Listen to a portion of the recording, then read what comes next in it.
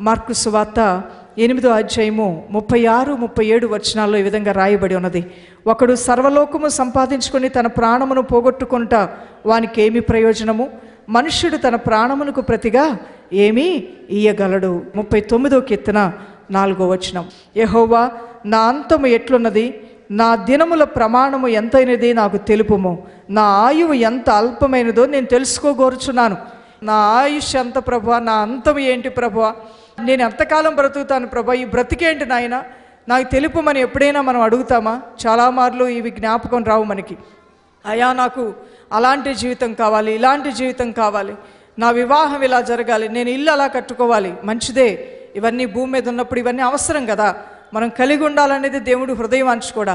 అయితే ఇక్కడ భక్తుడు అంటూ ఉన్నాడు, ఇవన్నీ నేను కలిగి ఉన్నాను ఆల్రెడీ ప్రభా. నాకు ఇల్లు ఉంది, పొలం ఉంది, భార్య ఉన్నది, పిల్లలు ఉన్నారు, నాకు కావలసినవి అన్నీ నేను కలిగి ఉన్నాను.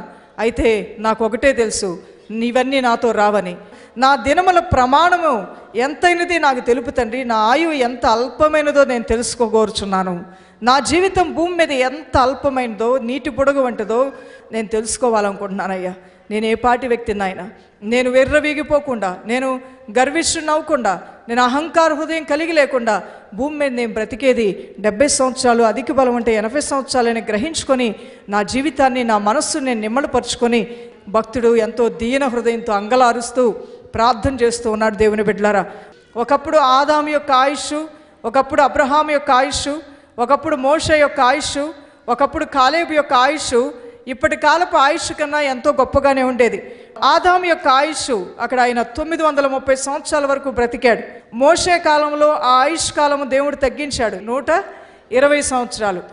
కాలేబు నాటికి ఆ ఆయుష్ 80 సంవత్సరాల వరకు కూడా కుదించబడింది. ఇక దావీదు నాటికి ఆయుష్ 70 సంవత్సరాలకి కుదించబడినట్లుగా మనం చూస్తూ ఉన్నాం. అందువలన యోబు భక్తుడు అన్నాడు, యోబు గ్రంథం 7వ అధ్యాయము 6వ వచనంలో, నా దినములు నేతగాని నాడి కంటను వడిగా గతించిపోవచ్చున్నవి అంటున్నాడు. యాకోబు రాసిన పత్రిక 4వ అధ్యాయము 14వ వచనం నుంచి మనం గమనించినట్లయితే, మీ జీవము ఏ పాటిది?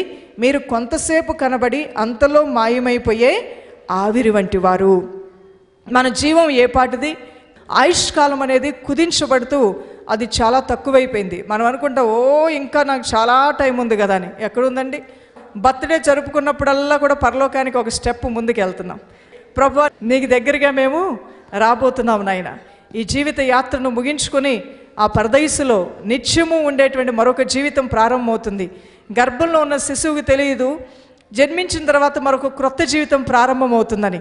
గర్భంలో ఉన్న శిశువు అనుకుంటుంది తల్లి కడుపే ప్రపంచం. బిడ్డకప్పుడు తల్లి కడుపులో ఉన్న పేగులు, తల్లి పేగులోంచి వచ్చే ఆహారం భుజిస్తూ, తల్లి శ్వాస పీలుస్తుంటే ఆ శ్వాస తను కూడా పీల్చుకుంటూ, ఇదే నా లోకం, చాలా వెచ్చగా బుజ్జిగా బాగుంది, నేను మాత్రమే ఈ లోకంలో ఎవరు నాలాంటి వారు లేరని ఆనందిస్తూ ఉంటుంది.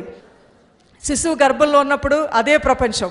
బయటికి వచ్చిన తర్వాత అసలైన ప్రపంచం ఇప్పుడు ప్రారంభమైందే అనే తెలుస్తుంది. అలానే దైవజనమ, మనం అనుకుంటున్నాం ఇదే అసలైన జీవితం భూమి మీదని. మనం ఎప్పుడైతే చనిపోతామో అక్కడి నుండి అసలైన నిత్య జీవం ప్రారంభమవబోతుంది. అసలైన జీవితం అది. ఈ అల్పకాల జీవితం కొరకు కాదు యేసు ప్రభువారు ఈ లోకానికి వచ్చి ప్రాణం పెట్టి రక్తం కార్చింది దైవజనమ. నిత్య జీవం ఇవ్వటానికి ఆయన కళ, ఆయన దర్శనం, ఆయన ఉన్న సర్వోన్నతమైన స్థలముల్లో మానవ కోటి అంతా కూడా ఆయనతో పాటు ఉండాలని, ఆయన సంచరించే స్థలాల్లో సంచరించాలని. మట్టి మనుషుల్లాగా ఉండటం దేవునికి ఇష్టం లేదు. మానవ ఆత్మలు పరలోక రాజ్యానికి రావాలని దేవుడు ఎంతో ఆశపడుతున్నాడు. అక్కడ సుందరమైన పట్టణం ఉన్నది, అక్కడ బంగారు వీధులు ఉన్నాయి, ఆ ఏర్పాటు చేయబడినటువంటి ఆ పట్టణంలో నివాసయోగ్యమైన గృహాలు ఉన్నాయి. మీరు ఉండవలసినటువంటి స్థలము పరలోక రాజ్యమై ఉన్నది. హల్లెలూయా! మన రాజ్యం అది, మన నివాసాలు అక్కడ ఉన్నాయి, మన పేర్లు అక్కడ నమోదు చేయబడి ఉన్నాయి. అందువలన దేవుని బిడ్డలారా, ఒక మనిషి చనిపోయిన తర్వాత ఆత్మనేత్రాలు తెరవబడి మరొక జీవితాన్ని ప్రారంభిస్తాడు. ఇది అసలైన జీవితం, ఇది నిరంతరము ఉండే జీవితం.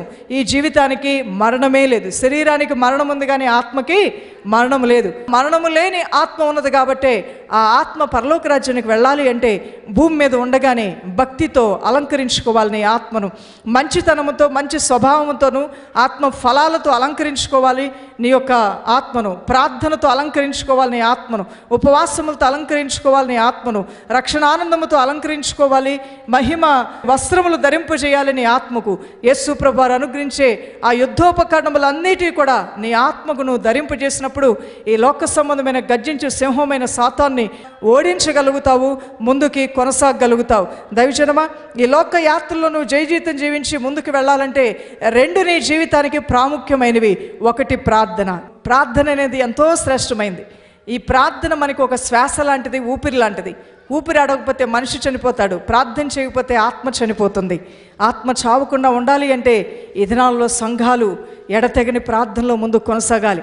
ఆది సంఘము ఎడతెగని ప్రార్థనలు చేసిందంట దేవుని సముఖంలో. ఆయన మహిమ నీ జీవితంలోనికి, నీ కుటుంబంలోనికి, ఆయన మహిమ ప్రత్యక్షత మన దేశంలోనికి, మన పట్టణాల్లోనికి దిగి రావాలంటే ప్రార్థనా యోధులు కావాలి. కన్నీరు కార్చి అంగలార్చే సియోను కుమార్తెలను తీసుకురండి. పునాదులు పాడైపోయాయంట, కన్నీరు కార్చి అంగలార్చి ప్రార్థన చేసే సియోను కుమార్తెను తీసుకురమ్మంటున్నాడు దేవుడు. వాళ్ళు ఏం చేస్తారు? పునాదులు పాడైతే ఇంజనీర్లు పిలిస్తే పునాదులు బాగు చేస్తారు. మరి ప్రార్థనా యోధులు బాగు చేస్తారా? అవును దేవుని బిడ్డలారా. కన్నీరు కార్చేవారు దేవునికి కావాలంటున్నాడు, అంగలార్చేవారు దేవునికి కావాలనుకుంటున్నారు. మధ్యవర్తిత్వపు ఆ ఇంటర్సీడింగ్ ప్రేయర్స్, ఆ విజ్ఞాపనకర్తలు ప్రభు కోరుకుంటున్నాడు. అబ్రహాం అనే ఒక విజ్ఞాపనకర్త ఉన్నాడు కాబట్టే లోతు అనే ఒక వ్యక్తి రక్షింపబడ్డాడు. రాణి అనే ఎస్తేర్ అనే ఒక విజ్ఞాపనకర్త ఉన్నది కాబట్టే యూదా జనాంగం అంతా కూడా రక్షింపబడ్డారు, కాపాడబడ్డారు. మోషే అనే ఒక విజ్ఞాపనకర్త మధ్యవర్తిత్వపు ప్రార్థన దేవునికి ప్రజలకి మధ్యలో నిలబడి ప్రార్థన చేసే అభిషిక్తుడు ప్రార్థనాయోధుడు ఉన్నాడు కాబట్టే నిత్య నాశనములోనికి వారు వెళ్లకుండా దేవుని ఉగ్రత పాత్ర ఇజ్రాయేలు ప్రజల మీద కృమ్మరించబడకుండా కాపాడబడ్డారు. ఈ రోజున నీవే ఒక విజ్ఞాపనకర్తగా ఉన్నప్పుడు, నీవే ఒక ప్రార్థనాపరుడుగా, ప్రార్థనాపరురాలుగా ఉన్నప్పుడు నీ కుటుంబము కాపాడబడుతుంది, నీ కుటుంబము సంరక్షింపబడుతుంది, నీ కుటుంబము ఆశీర్వాదంతో నింపబడుతుంది. ప్రార్థన అనేది దేవునితో నీకు లోతైన సహవాసంలోనికి నేను తీసుకొని వెళ్తుంది. రెండవదిగా ప్రార్థన మనకి ఎటువంటి మేలు చేస్తుందో మనం చూస్తే ప్రార్థన ద్వారా సమస్యలు మనం జయించగలుగుతాం. 65వ కీర్తన 2వ వచనం, ప్రార్థన ఆలకించువాడా సర్వశరీరులు నీ యొద్దకు వచ్చెదరు. ప్రార్థన ఆలకించే దేవుడు మనం కలిగి ఉన్నాం. మొదటి పేతురు రాసిన పత్రిక 5వ అధ్యాయము 7వ వచనంలో కూడా ఆయన మిమ్మల్ని గూర్చి చింతించుచున్నాడు కాబట్టి మీ చింత యావత్తు ఆయన మీద మోపుడి అని వాక్యంలో ఉన్నది. ప్రార్థన ద్వారా నీ కలిగి ఉన్నటువంటి ప్రతి సమస్యను, ఇబ్బందిని, భారమును ఆ దేవాతి దేవుని సన్నిధిలోకి నువ్వు తీసుకుని వెళ్ళినప్పుడు నీ సమస్యల నుంచి విడుదల కలుగుతుంది ప్రార్థన చేసినప్పుడు. తర్వాత ప్రార్థన ద్వారా మన సంతోషము పరిపూర్ణమవుతుంది. ఇక్కడ యోహాను సువార్త 16వ అధ్యాయం 24వ వచనంలో చూస్తే, ఇది వరకు మీరేమీ నా పేరిట అడుగలేదు, మీ సంతోషము పరిపూర్ణమగినట్లు అడుగుడి మీకు దొరుకును అంటున్నాడు. ప్రార్థన ద్వారా మనం ఇతరులకు సహాయం చేయగలుగుతాం. అపోస్తల కార్యములు 12వ అధ్యాయం 5వ వచనం మనం గమనిస్తే, పేతురు చెరసాలలో ఉంచబడను, సంఘం అయితే అతని కొరకు అత్యాసక్తితో దేవునికి ప్రార్థన చేయుచుండెను. అత్యాసక్తితో సంఘమంతా కన్నీరు కారుస్తూ, అయా దైవదాసుడైన పేతురుని విడిపించిన ఆయన, మా దాసుడు మా యొద్దకు రావాలి ప్రభువా, సంఘం ఉజ్జీవపడాలయ్యా, ఈ కార్యం జరిగించిన ఆయన అని ఏడుస్తూ రాత్రంతా ప్రార్థన చేస్తే దేవుని యొక్క దూత వెళ్ళి ఆ చెరసాల్లో ఉన్న పేతును బయటికి తీసుకుని వచ్చి, ఏ గుంపు అయితే ఏడ్చి ప్రార్థన చేస్తుందో ఆ గుంపు మధ్యలోనికి సజీవంగా పేతురు వచ్చి నిలబడ్డాడండి. దేవుని స్తోత్రం. పేతురు యోహాను అన్నారు.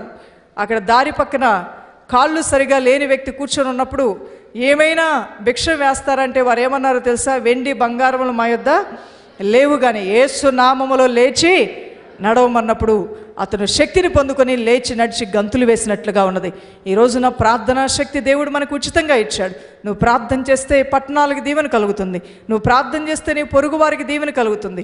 హాస్పిటల్లో ఉన్న రోగుల కొరకు నువ్వు ప్రార్థన చేస్తే ఆ సర్వశక్తి గల దేవుడు రోగులను స్వస్థపరుస్తాడు. నువ్వు ప్రార్థన చేస్తే ఎవరైతే చెరసాల్లో ఉన్నారో, బంధకాల్లో ఉన్నారో, కష్టాల్లో ఉన్నారో, త్రాగుడు, తిరుగుడు, వ్యభిచారం, జారత్వం అనే పాపాల్లో బంధింపబడి ఉన్నారో వారికి విడుదల కలుగుతుంది. నువ్వు ప్రార్థన చేస్తే నీ కష్టాలే కాదు, ఇతరుల కష్టాల నుంచి కూడా మరి విడుదల ఇవ్వటానికి నువ్వు ఒక సాధకంగా దేవుని సన్నిధిలో నువ్వు నిలబడగలుగుతావు. నువ్వు ప్రత్యక్షపరచబడని వాటి కొరకు, నువ్వు చూడని వాటి నిమిత్తమే నువ్వు ప్రార్థన చేస్తే కొన్ని రోజుల తర్వాత అవి నీ ముందుకు వస్తాయి. దేవుని బిడ్డలారా, దేవుడు కనికరం గల దేవుడు. దైవజనమ, ఏదైనా ఒక ప్రార్థన ప్రారంభిస్తే ఆ ప్రార్థన మధ్యలో ఆపొద్దు. జవాబు వచ్చేంత వరకు ప్రార్థన చేస్తూనే ఉండు, విజ్ఞాపన చేస్తూనే ఉండు. ప్రార్థించే వారికి అపజయము లేదు, జయము మాత్రమే ఉన్నది. నువ్వు ప్రార్థన చేసినప్పుడు చెరసాలైనా అవి సింహములైనా ఏదైనా సరే దేవుని నామములో రోషము కలిగిన ప్రభు నీ పక్షముగా దిగివచ్చి ఆయన కార్యాలు చేయటం ప్రారంభిస్తాడు. నువ్వు ప్రార్థన చేస్తుంటే పరలోక రాజ్యంలో ఆయన కూర్చోలేడు. దేవుని బిడ్డ, ఇజ్రాయేలును కాపాడువాడు కునుకుడు నిద్రపోడు. ఆయన కునుకుడు నిద్రపోడు, కానీ ఒక్కొక్కసారి మౌనంగా ఉంటాడు. ఆయన మరుగుపరచబడినట్లుగా ఉంటాయి ఆయన కార్యాలు, దూరముగా ఉన్నట్లుగా ఉంటాయి, మనల్ని మర్చిపోయినట్లుగానే మనకు ఆలోచన వస్తూ ఉంటుంది. కానీ ఒకటి జ్ఞాపకం ఉంచుకో, నీవు ఏ స్థితిలో ఉన్నప్పటికీ కూడా, ఏ పరిస్థితిలో ఉన్నప్పటికీ, సంపన్న స్థితిలో ఉన్న, కడుపు నిండిన స్థితిలో అయినా, కడుపు నిండని సమయంలో అయినా, అన్నీ ఉన్నప్పుడు అన్నీ లేనప్పుడు, అన్నీ నీకు సమృద్ధిగా కలిగి ఉన్నా, నీకు నేము ఫేము ఉన్నా, ఫేము నేము లేకపోయినా, నువ్వు ప్రార్థనాపరుడైతే నీ జీవితంలో ఆశీర్వాదాలు ఉన్నాయి. నువ్వు ప్రార్థనాపరురాలువైతే ఫలము నీకు దాచబడే ఉన్నది. దేవుని బిడ్డలారా, ఆయన ఫలం ఇచ్చి నిన్ను ఆస్వాదించి దీవిస్తానంటున్నాడు. ప్రార్థన ద్వారా మనం బలం పొందుకుంటామని అపోస్తల కార్యములు 4:31 రాయబడి ఉన్నది. ఏ బలం అది? పరిశుద్ధాత్మ బలం, దైవ శక్తిని నువ్వు బలముగా పొందుకుంటావు. ఆత్మలో బలము పొందుకుంటే నువ్వు ఈ లోక సంబంధమైన దేన్నైనా జయించగలుగుతావు. దేవుని బిడ్డ, ఇక్కడ అపోస్తల కార్యములు 4:31 వారు ప్రార్థన చేయగానే వారు కూడి ఉన్న చోటు కంపించెను. అప్పుడు వారందరూ పరిశుద్ధాత్మతో నిండిన వారై దేవుని వాక్యమును ధైర్యముగా బోధించారని. ప్రార్థన ద్వారా మనం ఏం పొందుకుంటాము? ఇంక చివరిగా బలాన్ని పొందుకుంటామని కూడా వాక్యంలో ఉన్నది. ప్రార్థనలో ఆరాధన ఉంది, ప్రార్థనలో పాపములు ఒప్పింపజేసే దేవుని సన్నిధి దిగొస్తుంది, ప్రార్థనలో కృతజ్ఞత కూడా ఉన్నది, ప్రార్థనలో విన్నపాలు ఉన్నాయి, ప్రార్థనలో విజ్ఞాపన ఉన్నది. ఇన్ని మేళవింపుల యొక్క కలయికే ప్రార్థన. వీటితో కలిసినటువంటి ప్రార్థన నీ జీవితానికి ఆశీర్వాదం. ప్రార్థనకి జవాబు పొందాలంటే నీ ప్రార్థన నిర్దిష్టంగా ప్రార్థించు. దేవుని బిడ్డ, నిర్దిష్టంగా ప్రార్థించడం అంటే ఒక ఉదాహరణ చెప్తాను. మార్కు సువార్త 10:51 వాక్యం ఈ విధంగా ఉన్నది. యేసు, నేను నీకేమి చేయగోర్చున్నానని వానిని అడుగుగా, ఆ గుడ్డివాడు, బోధకుడా, నాకు దృష్టి కలుగు చేయమని అతనితో చెప్పెను. దేవుడు ఒక ప్రశ్న వేశాడు, నేను నీకు ఏం చేయగోరుతున్నాను అన్నప్పుడు వెంటనే జవాబు, ఆ గుడ్డివాడు, బోధకుడా, నాకు దృష్టి కలుగు చేయమని ఆయనతో చెప్పెను. ఆ వెంటనే అతనికి దృష్టి కలిగింది. ఇది నిర్దిష్టమైన ప్రార్థన. మనము సాగదీసి ఓ అది ఇది మన మంచితనం గురించి మాట్లాడి, ఇతరుల చెడ్డతనం గురించి మాట్లాడి, రకరకాలుగా మనం మాట్లాడటం కన్నా ప్రార్థనలో కూర్చున్నప్పుడు ఒక్కమారు నీ హృదయం దేవుని హృదయంతో ట్యూన్ అయిన తర్వాత, నీ మనసులోకి ఆ నెమ్మది వచ్చిన తర్వాత, ప్రభువా ఇది కావాలని నేను కోరుకుంటున్నాను, నీ చిత్తమైతే నాకు ఇవ్వమని నువ్వు ప్రార్థన చేయాలి. నువ్వు ప్రార్థనలో కూర్చున్నప్పుడు నిర్దిష్టమైనటువంటి ప్రార్థన అవసరాలు నువ్వు మర్చిపోయాను, ఏం ప్రార్థన చేద్దామని కూర్చున్నాను అని ఒక్కోసారి నువ్వే అనుకో, నీకే గుర్తురావు నీ ప్రార్థన అవసరాలు ఏంటో. నిర్దిష్టమైన ప్రార్థన అవసరాలు పేపర్ మీద రాసుకో. ఒకవేళ నీ జ్ఞాపక శక్తి తక్కువగా ఉంటే, ఇవి నా అవసరాలు, ఇవి నా అవసరాలు, వీటన్నిటి గురించి కూడా జవాబు కావాలనుకుంటున్నానని ప్రతిరోజు కూడా ఆ పేపర్ మీద ఉన్నటువంటి ఆ నిర్దిష్టమైన అవసరాలు అవి చదువుతూ, అవి ఇచ్చినందులకే దేవానికి స్తోత్రం, ఇవి ఇచ్చినందులకే మీ స్తోత్రం. నిర్దిష్టమైన అవసరాల కొరకు ప్రార్థించిన తర్వాత మరో ప్రార్థన చేయటం మర్చిపోకండి. ఇవన్నీ కూడా నీ చిత్తమైతేనే నాకు దయచేయము తండ్రి అని ప్రభు చిత్తానికి అప్పగించండి. అద్భుతమైన ఆశీర్వాదాన్ని మీరు చూడగలుగుతారు. ప్రార్థనలకు జవాబు రాకుండా ఆటంకపరిచేవి కూడా కొన్ని ఉన్నాయండి. అవేంటంటే అవిశ్వాసం, రెండవదిగా అవిధేయత, మూడవదిగా ఒప్పుకొనని పాపం, నాలుగవదిగా ఇతరులతో వైరం, ఐదవదిగా దురుద్దేశాలు. ఇవి మనం కలిగి ఉంటే ప్రార్థనకు ఫలము చాలా తక్కువగా మనం చూస్తాం. ప్రార్థన జవాబు పొందాలంటే నిర్దిష్టమైన ప్రార్థన నువ్వు చేయటం నేర్చుకోవాలి. విశ్వాసంతో ప్రార్థన చేయటం నువ్వు నేర్చుకోవాలి. యేసుక్రీస్తు నామములో ప్రార్థన చేయటం, ముగించేటప్పుడు ఆ మాట పలకటం మర్చిపోకూడదండి. యేసుక్రీస్తు నామములో ప్రార్థిస్తున్నాం తండ్రి అనేది మర్చిపోవద్దు. యేసు నామములో ప్రార్థన చేయాలి, ఎడతెగకుండా ప్రార్థన చేయాలి. అనగా నీకు జవాబు వచ్చేంత వరకు ప్రార్థన చేస్తూనే ఉండాలి. తర్వాత విధేయతతో నువ్వు ప్రార్థన చేయాలి. ఇటువంటి ప్రార్థనలకు ఫలము చాలా అద్భుతంగా ఆశీర్వాదకరంగా ఉంటుంది. నువ్వు తగ్గించుకొని వినయ మనస్సు కలిగి నువ్వు ప్రార్థన చేస్తున్నప్పుడల్లా నీ పట్ల ఎవరైతే నీకు కీడు కలుగు చేశారో, నువ్వు నిలబడి ప్రార్థన చేస్తున్నప్పుడు వాళ్ళని క్షమిస్తూ నీ మనసులోకి అటువంటి అడ్డులు ఆటంకాలు రాకుండా ప్రార్థనలో నువ్వు గడిపితే చాలా అద్భుతమైన ఆశీర్వాదాలు వస్తాయి. ఎక్కువ ప్రార్థనకు ఫలం నువ్వు చూడాలి అంటే దైవజనమా, ఇటువంటి రీతిగా నీ జీవితాన్ని నువ్వు ప్రార్థనలో నలగొట్టుకోవాలి. తర్వాత రెండవదిగా ఉపవాస ప్రార్థనలో కూడా నిన్ను నలగొట్టుకుంటే నువ్వు కూడా మరి భక్తుడైనటువంటి దావీదు అన్నట్లుగా, నువ్వు నాకు ఈ లోకంలో ఉండగా నాకు ఏదియూ అక్కర్లేదు. ఇహలోక సంబంధమైనవి ఎన్ని ఉన్నా ఇవి ఒకరోజు గతించిపోయాయే కానీ శాశ్వతమైంది పరలోక రాజ్యము, రక్షణ అని గ్రహించుకున్నాడు. కాబట్టే అతనిలో ఉన్నటువంటి ఆ స్థిరమైనటువంటి ఆ బ్యాలెన్స్డ్ భక్తిని దేవుడు గమనించి అతనికి కావలసిన సమృద్ధినిచ్చాడు. దేవుని స్థానాన్ని భార్యకో, భర్తకో, ధనానికో, గర్ల్ ఫ్రెండ్కో, బాయ్ ఫ్రెండ్కో, పాపానికో ఇవ్వకూడదు. దేవుని స్థానం దేవునికే ఇవ్వాలి. దేవుని స్థానం దానికి ఇవ్వటం నేర్చుకున్న భక్తుడు దేశం యొక్క ఉన్నతమైన స్థలముల్లో నిలబడతాడు. దైవజనుడు అన్నిటినీ కూడా పాదాల కింద అనగద్రొక్కి దేవుణ్ణి గణపరిచే వ్యక్తికి ఏదీ కొదువైండదు. అప్పుడు నువ్వు కూడా అంటావు, అయ్యా ఈ లోకంలో నువ్వు నాకుండగా ఏదియు నాకు అక్కర్లేదు. అలా అంటున్నావంటే నువ్వు అన్నీ పొందుకున్న వ్యక్తివే. అన్నీ పొందుకున్నా నువ్వు ఇహలోక సంబంధమైన వాటిని ప్రేమించట్లేదు, కానీ పరసంబంధమైన వాటిని ప్రేమిస్తున్నావు.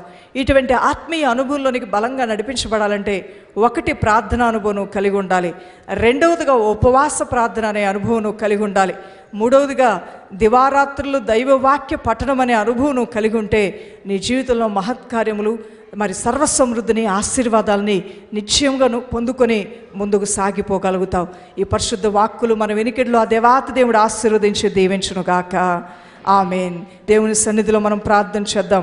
ఇదిగో నా తండ్రి, నీ రాజ్యము కొరకు, నీ రాకడ కొరకు మమ్మల్ని సిద్ధపరచండి అయ్యా, మమ్మల్ని ఆయత్తపరచండి నాయనా అని అందరము కూడా రెండు చేతులు పైకెత్తి దేవాతి దేవుని సన్నిధిలో మనల్ని మనం తగ్గించుకొని ప్రభునామాన్ని హెచ్చించి అందరము కూడి ప్రార్థన చేద్దాం. దైవజనమా, దేవునితో సహవాసం చేసిన వాడు ఎండిపోడు కానీ బహుగా ఫలిస్తాడు. దైవజనమా, ఈ రోజున ఎవరి సహవాసం ఎక్కువగా కోరుకుంటున్నావు? స్నేహితులతో ఎక్కువ సమయాన్ని గడపడం నీకు తెలుసు, ఫోన్లో ఎక్కువ సంభాషణ చేయటం నీకు తెలుసు, నీ పనులు మార్తవలే ఆ పని ఈ పని అంటూ తొందరపడి నువ్వు పనుల్లో నిమగ్నమైపోవటం నీకు తెలుసు. అయితే యేసయ్య పాదాల దగ్గర కూర్చున్న మరియ ఉత్తమమైన దాన్ని ఎన్నుకున్నట్లుగా ఉత్తమమైన దాన్ని నువ్వు కలిగి ఉన్నావా దేవుని బిడ్డ? అది నువ్వు కలిగి ఉండటం నీ జీవితానికి ఎంతో మేలు. అది కలిగి ఉండటం వలన ఎన్నో ఆశీర్వాదాలు నీ జీవితంలో నువ్వు చూడగలుగుతావు. ఆ యొక్క ప్రార్థన బలము, శక్తి నువ్వు పొందుకోవటం వలన నీ మనస్సు భూ సంబంధమైన మీద వాటి మీద కాకుండా పరసంబంధమైన వాటి మీద కేంద్రీకరించగలుగుతావు. మహాపరిశుద్ధుడైన నా ప్రియ దైవమా, సర్వశక్తిమంతుడా, ఆశ్చర్యకరుడా, నీ మహోన్నతమైన నామాన్ని ఘనపరుస్తున్నానయ్యా. అయా కీర్తనాకాడు అంటున్నాడు, నీవు నాకుండగా ఈ లోకంలో నాకేమీ అక్కర్లేదు. అవును కదా నాయన, ఈ లోకంలో మేము యాత్రికులము, పరదేశులమై ఉన్నామయ్యా. మేము పరలోక రాజ్యము కొరకు పిలువబడినవారు, పరలోక రాజ్యము కొరకు మేము ఏర్పాటు చేయబడినవారు.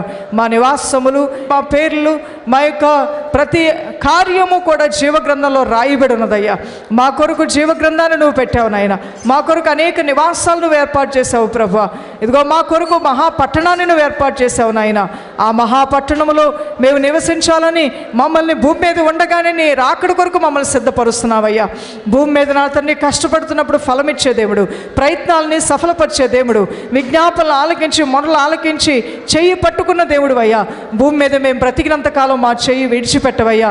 ప్రతి బిడ్డ కూడా వారి జీవితంలో ప్రార్థనకు, ఉపవాసమునకు, దేవుని వాక్యమునకు, భక్తికి ప్రాధాన్యత ఇచ్చిన ఆయన భూ సంబంధమైన వాటిని వారు కలిగి ఉన్నప్పటికీ వాటి మీద మనస్సును పెట్టక మొదటి ప్రేమను, మొదటి స్థానమును నీకిచ్చి నిన్ను గణపరిచి నీ రాజ్య కార్యములో ముందు సాగే ధన్యత ఇచ్చి బహుగా ఫలింపజేయమని యేసుక్రీస్తు శక్తిగల నామంలో ప్రార్థించి వేడుకొంచున్నాం మా ప్రియ తండ్రి. ఆమేన్.